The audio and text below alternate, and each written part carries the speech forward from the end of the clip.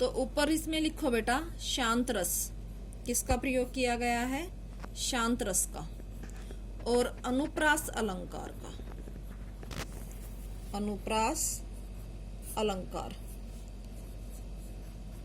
जो सवैये हैं इसमें ज्यादातर अनुप्रास अलंकार का प्रयोग हुआ है और शांत रस का।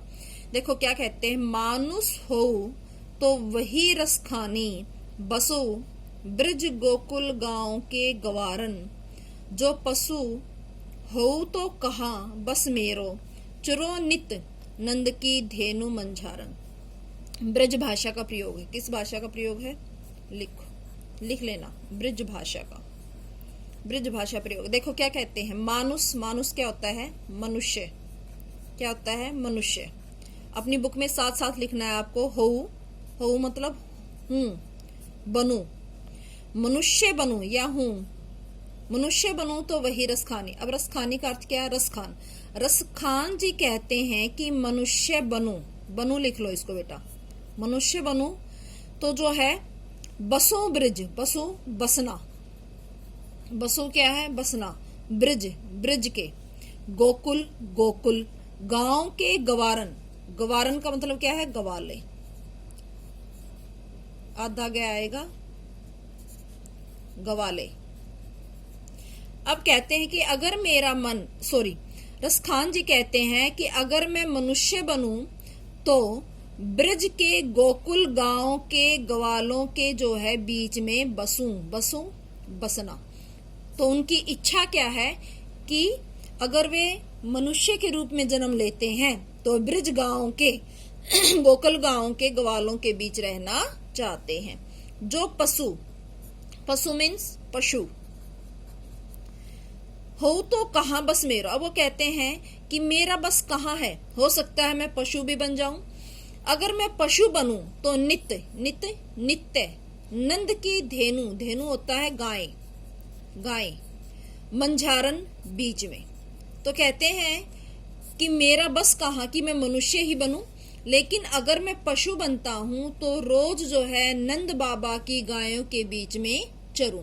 देखो वे जो है चाहते हैं कि वो चाहे किसी भी योनि में जन्म ले, योनि, ठीक है, तो किसी भी योनि में जन्म ले, लेकिन वो जन्म कहाँ ले? ब्रज में ले। अब उन्हें ब्रज भूमि से प्यार क्यों है? क्योंकि श्री कृष्ण ने अपनी सारी लीलाएं ब्रज में रची हैं और उनका जन्म कहाँ हुआ है? ब्रज में हुआ है। पाहन, पाहन होता है पत्थर, पाहन क्या होता है? पत्थर।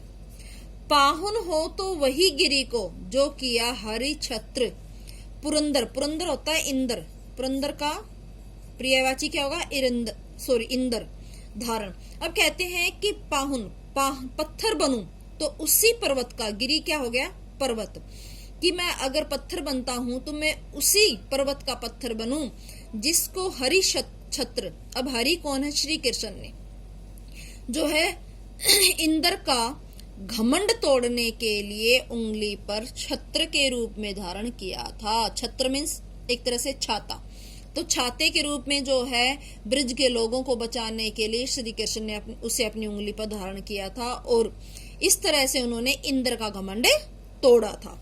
जो खग हो तो बसो, बसेरा, सॉरी बसेरा बसना, करो मिली कालिंदी कूल कदम्ब की डारन। वो कहता है कि अगर मैं पक्षी बनूं, खग क्या होता है? पक्षी, खग क्या है? पक्षी। अगर मैं पक्षी बनूं तो मेरा बसेरा जो है कालिंदी, कालिंदी है यमुना, यमुना नदी, कालिंदी का पर्यायवाची क्या होगा? यमुना। कूल किनारा, कदम्ब, कदम्ब जो है पेड़ का नाम है, कदम पेड़ की डाल पर जो है मेरा बसेरा हो। कहते हैं कि अगर मैं पशु के रूप में जन्म लूं तो मैं यमुना नदी के किनारे स्थित जो है कदम पेड़ की डाल पर मेरा बसेरा रहे, क्योंकि उसी कदम की जो है पेड़ के ऊपर बैठकर उन्होंने जो है गोपियों के वस्त्रों को छुपाया था।